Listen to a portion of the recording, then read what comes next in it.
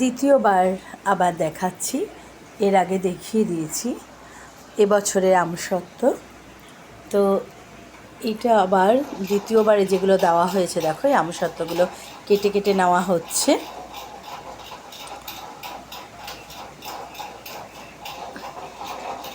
কেটে কেটে এগুলো প্রিজার্ভ করে রেখে দেওয়া হবে। তারপরে যেমনভাবে খাওয়া হয়, কেউ দুধ দিয়ে আমসত্ত্ব দিয়ে চাটনিতে দেওয়া হবে, এমনি খাওয়া হবে মুখরোচক হিসাবে। তো এগুলো ভীষণ মূল্যবান, অন্তত আমার কাছে।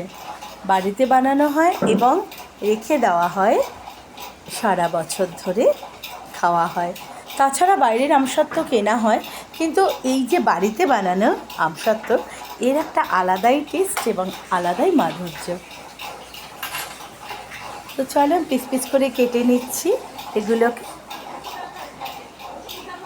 তোমাদেরকে দেখিয়ে দিলাম। তোমরাও এটা করবে, এটা ভীষণ ভালো, খেতেও ভালো, মুখরোচক হিসাবে ভীষণ ভালো। জ্বর হলে ভীষণভাবে এগুলো খেলে মুখে টেস্ট আসে। তো এখনের মতন টাটা।